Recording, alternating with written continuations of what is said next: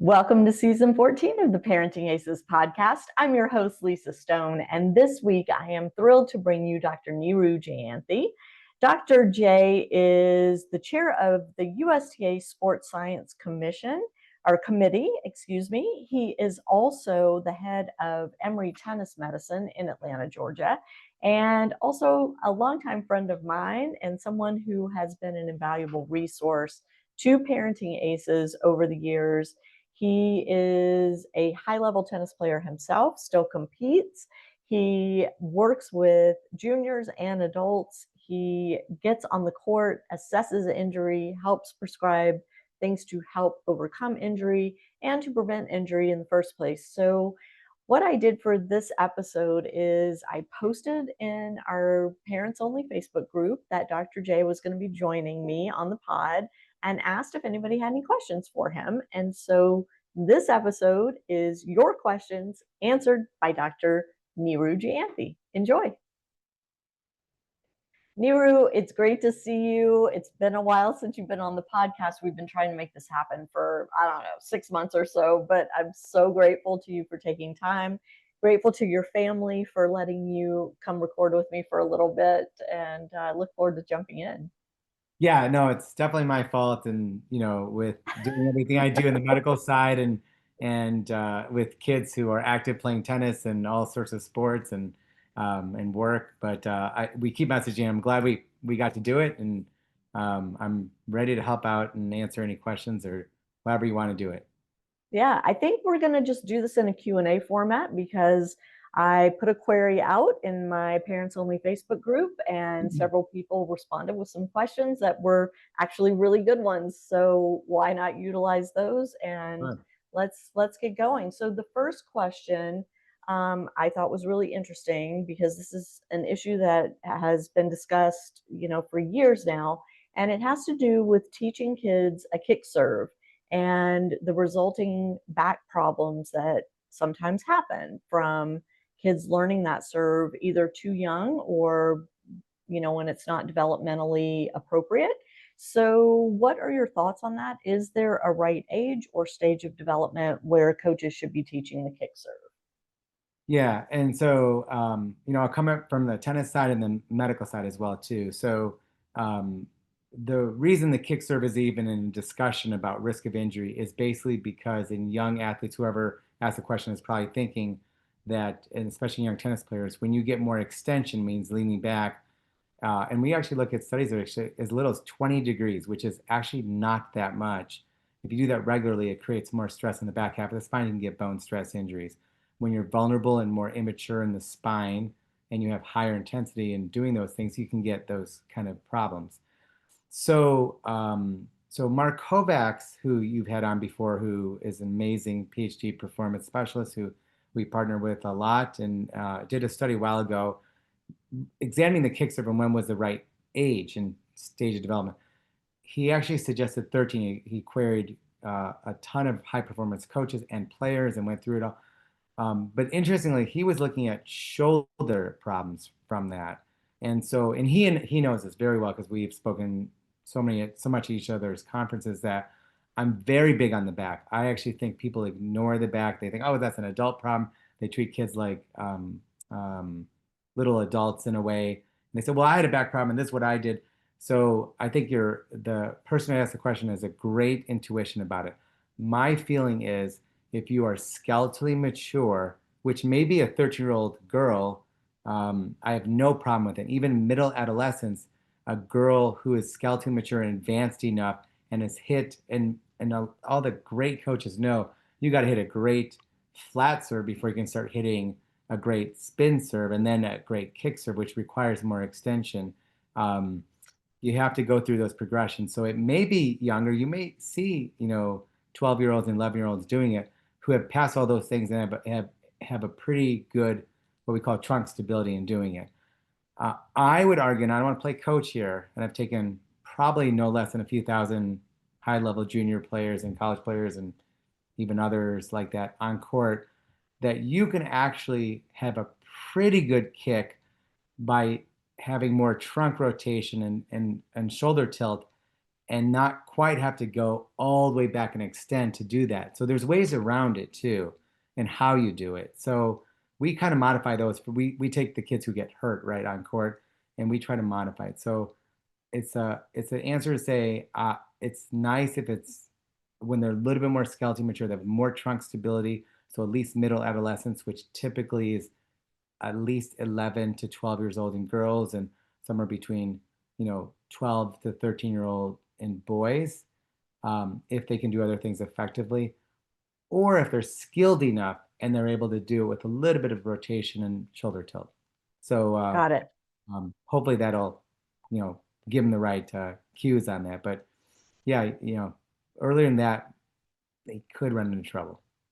And we should clarify that everything that you're saying, we're generalizing here, but your mileage may vary, right? Your kid may be a late bloomer or an early bloomer. And so to put age restrictions isn't always the most effective way. Sometimes you really just have to look at where they are in terms of puberty, adolescence, and all that. And then, like you said, are they able to handle the progressions leading up to that kick serve? In which case, maybe they're ready before they're fully matured physically. Well, So, yeah, and they don't have to be fully mature physically, but at least they develop, and it really comes out of trunk stability that they have that. So a simple way is stand on one leg and then lean back 20, 30 degrees and see if your junior player is able to even support. Some of them are just like, oh my gosh, they're all over the place. So to ask them to do a complex movement like a kick serve when they can't even lean back without any stability tells you the answer right there. But there's 10-year-olds who are amazing and they're great and they can do it and they're skilled. They have great motion. So I really don't have a problem with someone who can do all the progressions, who's skilled and has good trunk stability to do that, even if they're doing it earlier. But yes, I think we've all seen the cases where you're looking at someone, you're like, I don't think they're ready to do that yet. And so well, I that's love that test that you just mentioned. Stand on one leg and lean back slightly and see if you can balance. I mean, yeah, that's pretty simple to test and yeah. assess, right? Yep, and it's Yeah. simple. It's actually a storks. I mean, we use it in the clinic to see if you have symptoms of bone stress. We actually did 12 and under. We helped Tony, our Emory Tennis Medicine athletic trainer, Lexi from Kovacs Institute, who's awesome. They did a bunch of assessments. I came back at the end and just spoke to the parents. But one of those tests is that actually, and we have them stand on one leg, look at trunk stability in other ways, and see if they have any pain with extension. So if you have pain with extension regularly and you're a junior tennis player playing a reasonable amount, it doesn't go away. That's when we worry too. And then you're not, if it hurts, then there's your answer right there too. Yeah. Great.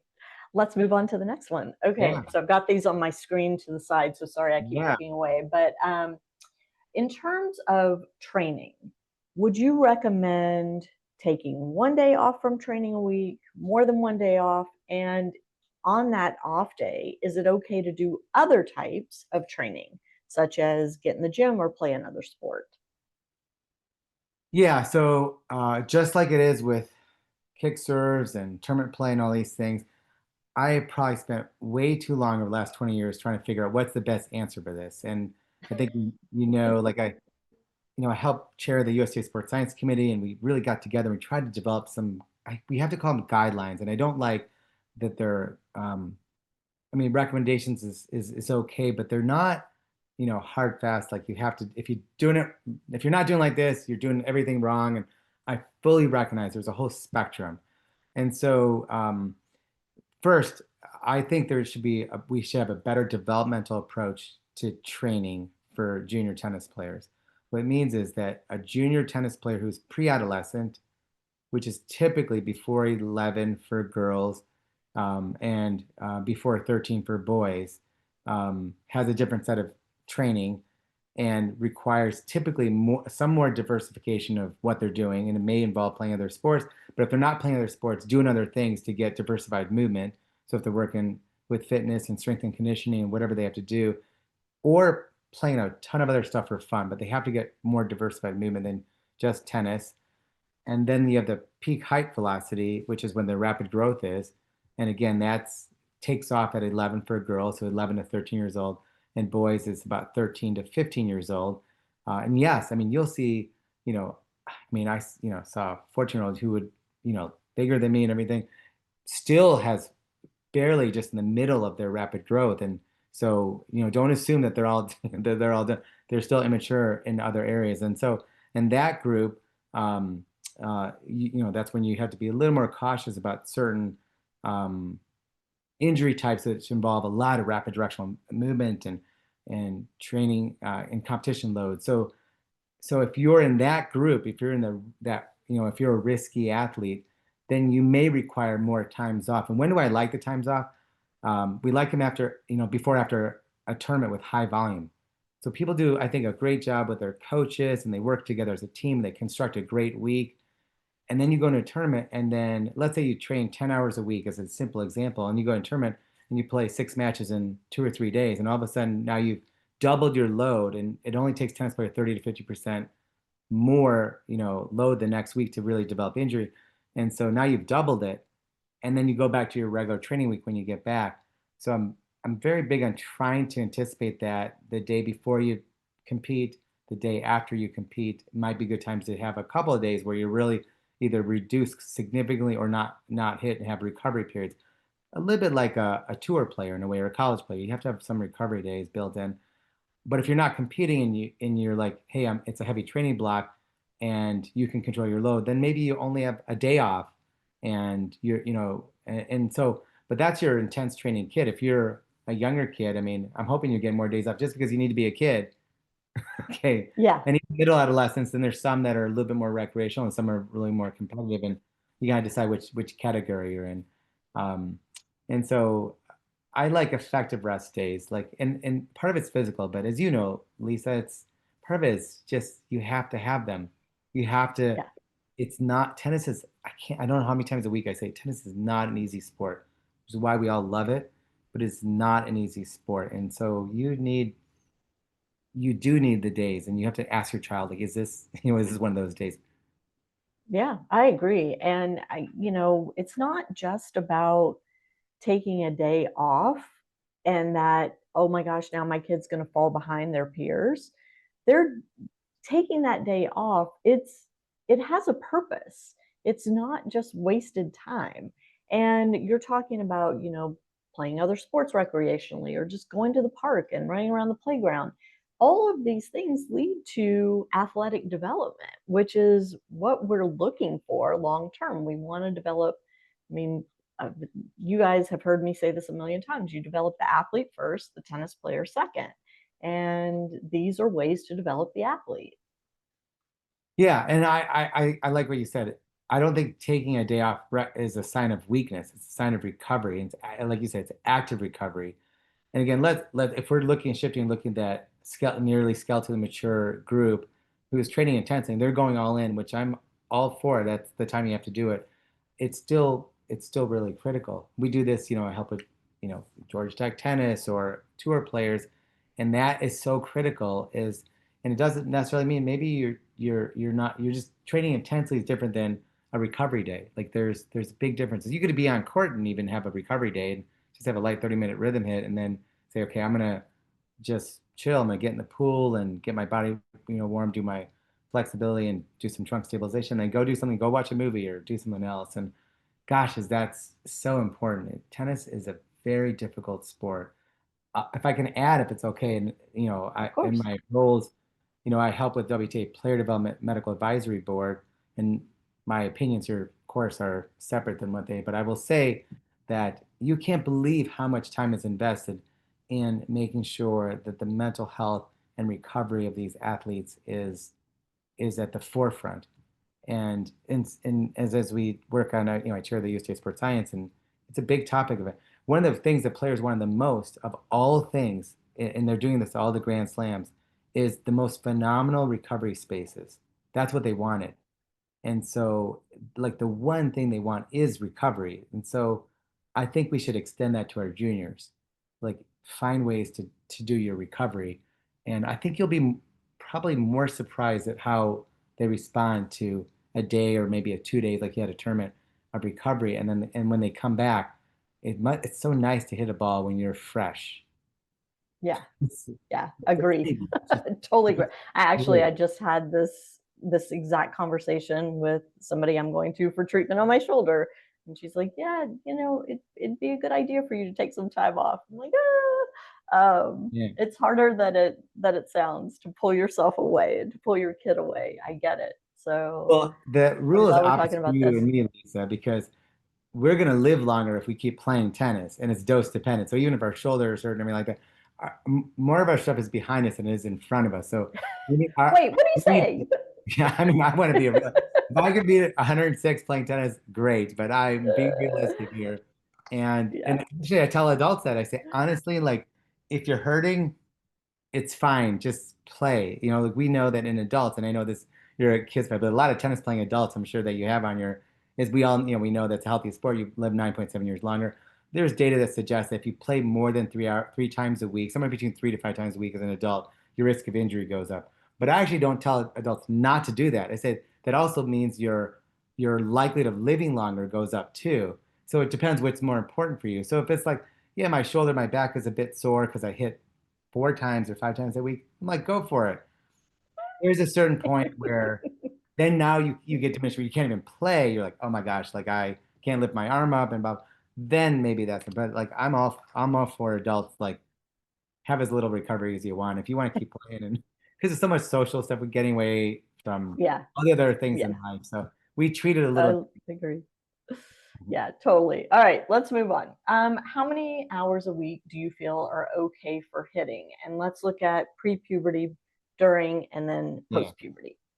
Yeah, this is it's $1 million question. I mean, and actually probably just I'm literally going to be writing a book on this and for all youth sports because we publish those guidelines about training hours. And so I will tell you what the data says about what is the injury risk, and then we can talk about what is really appropriate to develop a junior tennis player. It depends on what your goals are, right?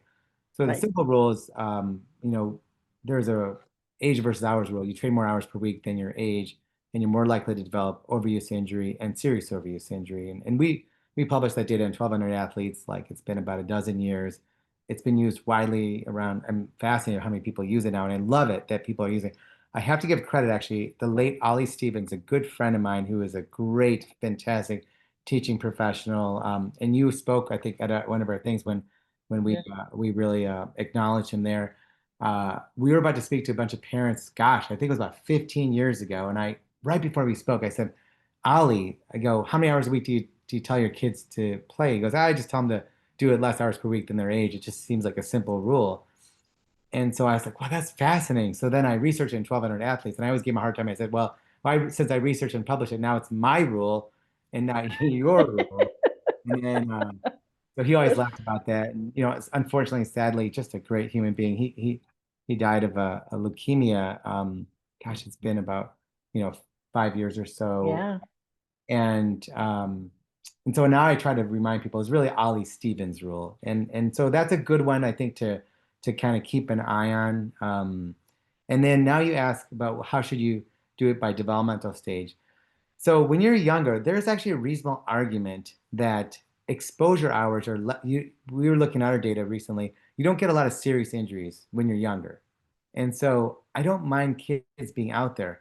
The issue is organized training versus um, free play. So if Yeah. you just said my kids, I can't keep them off the court. They just want to hit all the time, and they just go out there, grab each other, their brother or sister. They want to hit with me.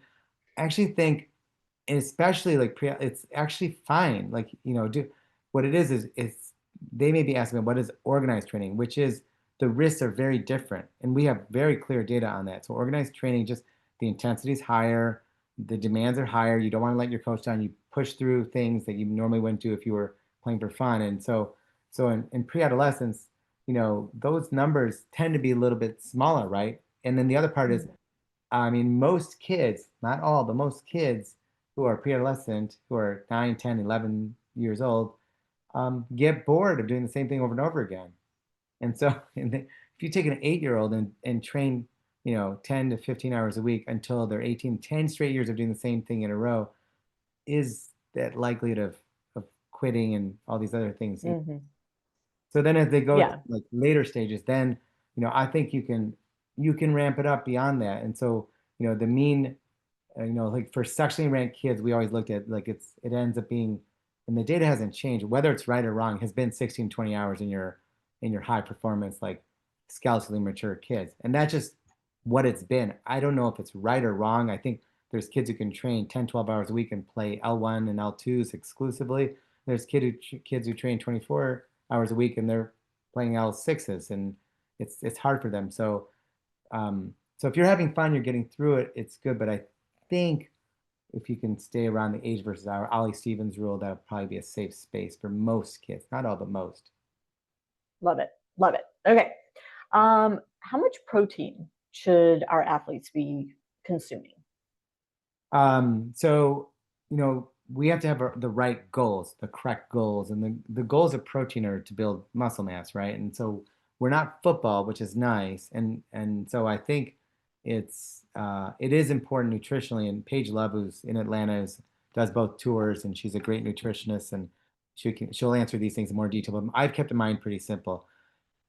So you're trying to build muscle mass, which isn't a critical element in tennis as far as tennis performance until you actually have hormones to make it work better, right? So, when you are finally done with your rapid growth phases, now you can build mass.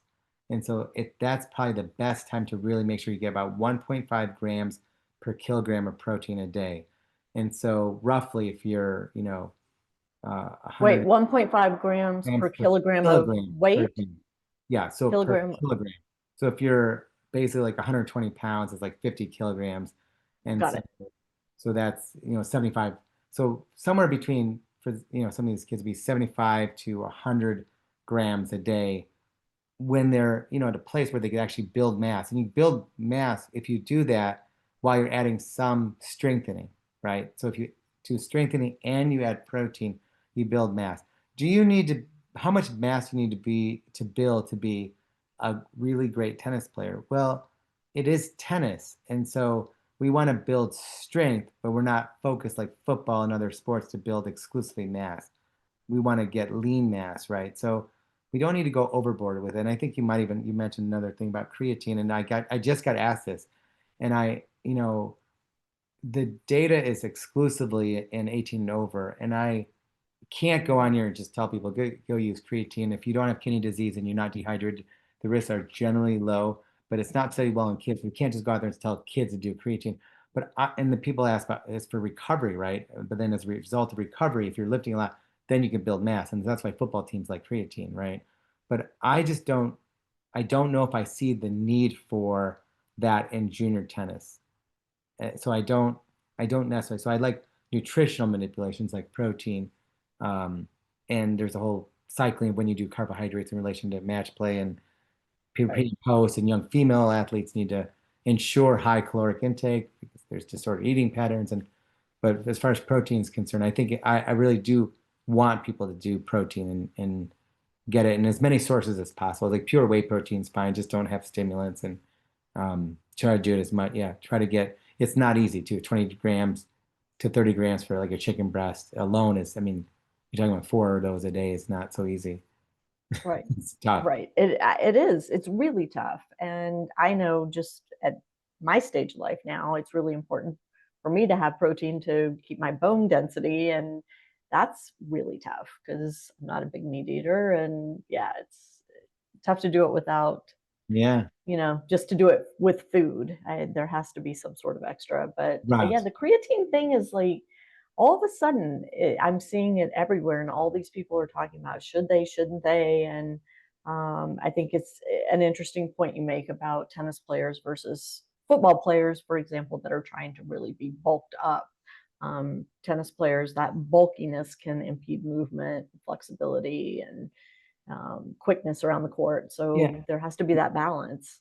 And let's not underestimate the importance of actually training and how you train, strength training. And Yes. Mark Kovac's going to talk for hours about this. Like, actually, Yeah. I appreciate these other, components of it, but your number one thing is how you train and how you build strength, and that starts, you can do. There is only benefit to adding strength to your program, even in pre-adolescence. There's no risk in supervised settings done properly, but there's no risk of growth plate injury and all. If you do it properly, and you've got to build strength, you can't do it young enough. And so, even the simple, if you have no time to do anything, just do planks and bridges and, it's just push-ups and sit-ups. Honest to God, like you're building strength and movement patterns. And so, and then, and then as you get older, you can do more complex things, but just build strength and body weight. You might, I never told you, but like when I was in Chicago, I mean, I love tennis. I actually couldn't even believe that I could be a doctor who takes care of tennis players. To me, I was still just a tennis player. I taught tennis forever. And when I, finished, like talked to this high performance club and I just knew the owner and he said, "Hey, what would you do to help our tennis players, our high performance? We have a lot of nationally ranked kids." I said, "Well, they need to train off court better. I mean, they need to work on these things that I just talked to you about." And he said, "Well, we don't have anyone. Would you do it?" And I was like, I'm a doctor, like all week long. He's like, "Well, we could do it on Sundays. Can you get them done on Sundays and Monday?" I was like, "No." And then I finally ended up doing it for like 5 years. I met some most amazing people out there, which, they're just great people. And I personally would go train them. And I had a lot of fun doing it. And they challenged me more than anything. And you can't replace like proper training and then we can add these other elements, but and you would see it. And Yeah. I told the group all the time, I said the ones that just worked the hardest in those sessions, not just when they were hitting a ball, worked the hardest in those sessions, were actually the most successful tennis players.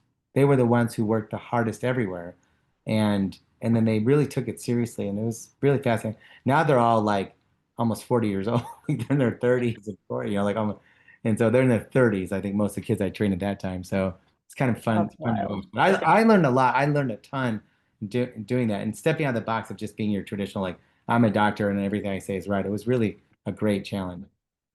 Well, and all that to say, Neeru, there are no shortcuts here.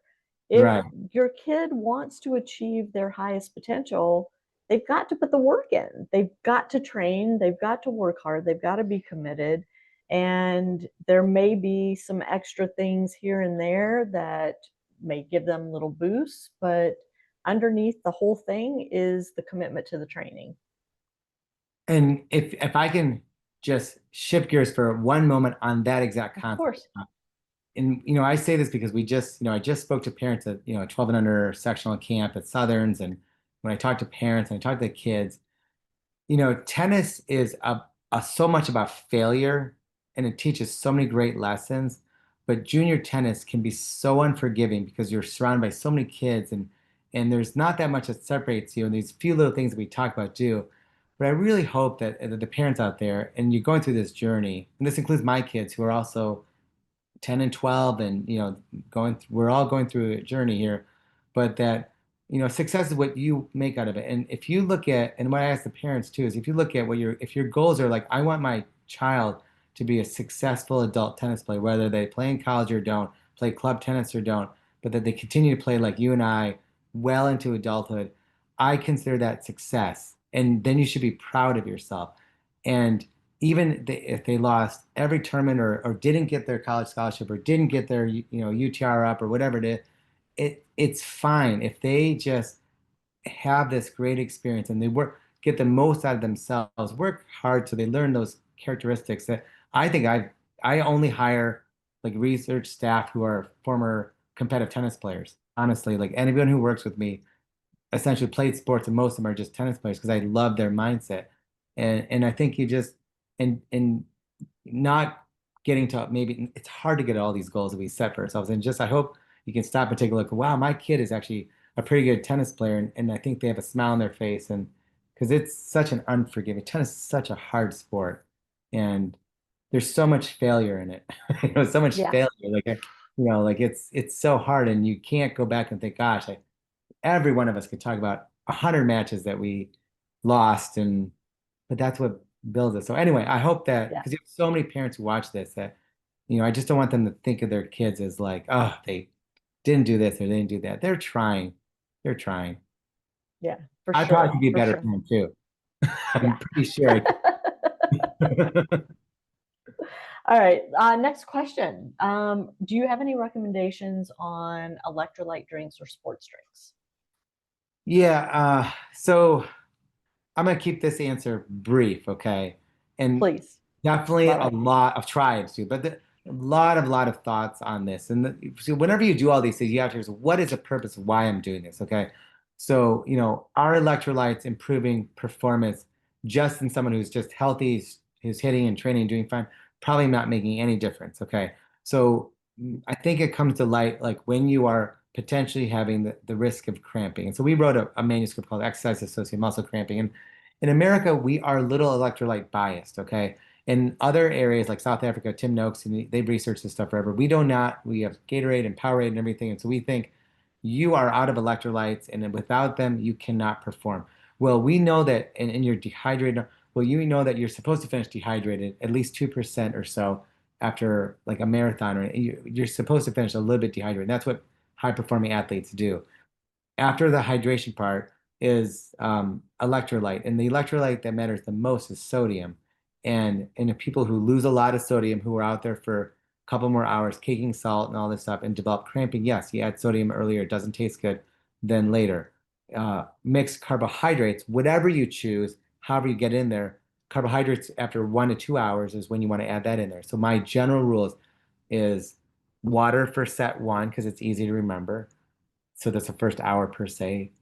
Add electrolytes set two. So I don't care what you do, but just that, and electrolytes is carbohydrates specifically, and that gets you your energy. You start losing energy and you lose performance after 1 to 2 hours. And then set three is you want to make sure you have more sodium. And then so in addition to that, so you might take your mix, whatever Gatorade drink, and then add a teaspoon or two of sodium, especially if you're a cramper. And I think, but yeah, I mean, you could do goo, you can do it by mouth, so that it doesn't matter to me, and I'm not going to push any particular product that as long as you get the carbohydrates, sodium, and other electrolytes are a bonus. Like you're not going to lose Can so I much potassium. can, can I add to that Okay. too that please do not switch the routine during a tournament or at the beginning of a tournament. Right. Have your child test these protocols out Mm. during practice for at least a week prior to a tournament to make sure that it doesn't upset their stomach, it Right. doesn't cause some other issue. Don't wait until a tournament to switch to something new. Yeah, And we get consulted, sometimes on kids who cramp a lot, and we go through a whole, kind of we do a bit of a, somewhat rigorous medical eval, make sure we're not missing anything, and then we do an encore. Tony does an awesome job, takes him on court, trying to take him on a hot day, and takes him through that sequence during a practice for 2 hours. Now I'm jealous because he goes to hit 2 hours in the heat with a really good junior player, which is what I'd rather do than being stuck in the office. But then he'll take them through and make sure they're kind of going through this progression and see yeah, how they tolerate it. And exactly right. Yeah, we don't start that in a tournament. Yeah, I agree. right. Yeah, yeah. Okay, great answer. Okay, next question. Talking about recovery to take care of like the little niggly injuries that most tennis players suffer from.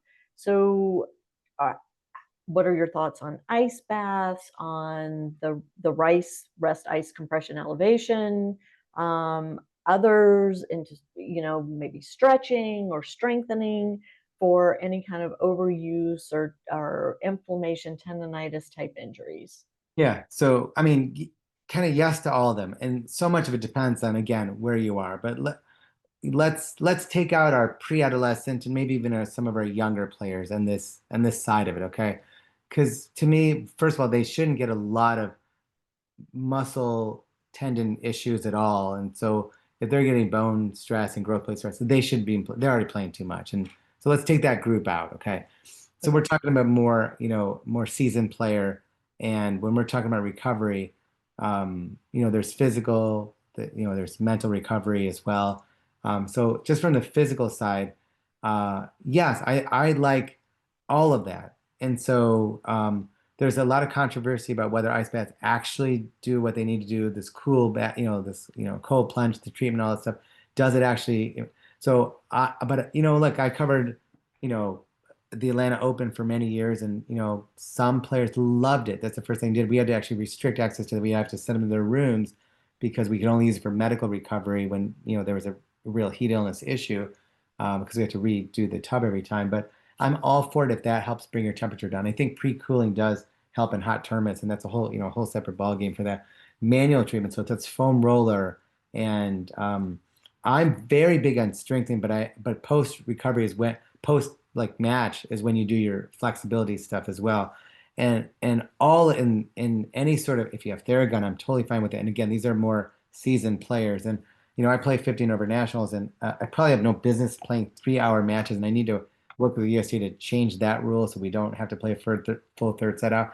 But everything you just described is what I have to do, like between days and matches, and my recovery is woefully worse, than it was 30 years ago, in my 20s. And so, Imagine. it is like I can't even believe how hard it is to recover. And so I think, and I think those do make differences. There's so much, data on your exposure.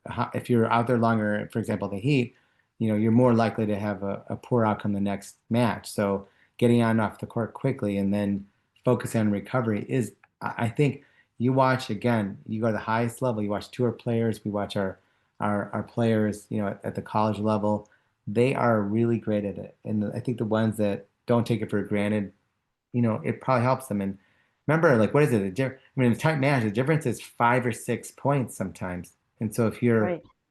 so if it's important to you, you go down your checklist and do all of those things. I think everything you listed was good. There's more, and we could, like USTA has a site, and Mark Kovacs helped put that one together. It's a USTA recovery um, pamphlet or a brochure I think they had out, and I don't think it's changed. It should still be up there. It's a great one.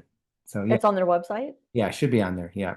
Okay, so I'll have a link to that in the show notes. I'll find it Yeah, and try to find it. Yeah, they should have. include the link in the show notes. So Yeah, those of you watching or listening yeah. to this, And then make we sure should you have serving success, just so you know, is uh, is something on USTA site that's parent facing as well too, and coach facing.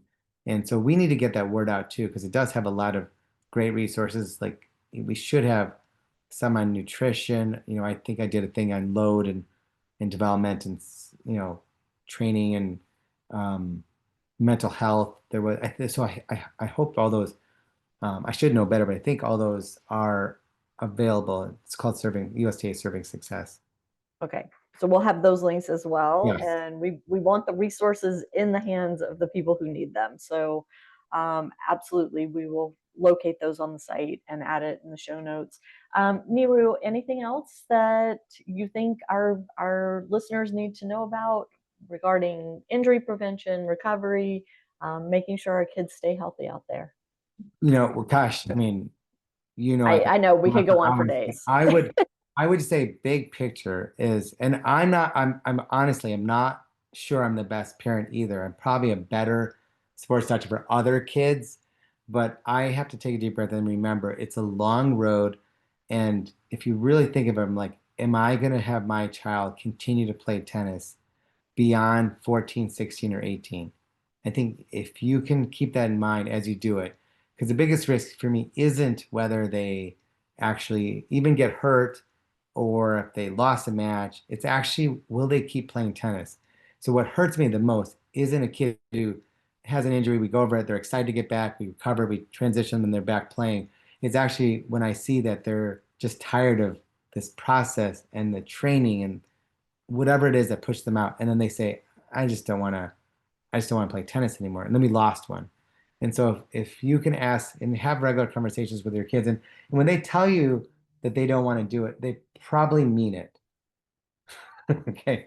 So if we can Yeah. remember that, they probably mean it. And so if we can make our goal a little broader rather than only thinking about like the next term, like just so if it comes to that, just do what you think will give them the best chance so that they'll still want to do this. Because once you lose your heart, it's very hard to get that back. So you want them to really, and we can handle, look, we can handle, you recognize early, we can actually get there, even though I'm the injury guy in tennis, like we can handle that stuff. That part's easy.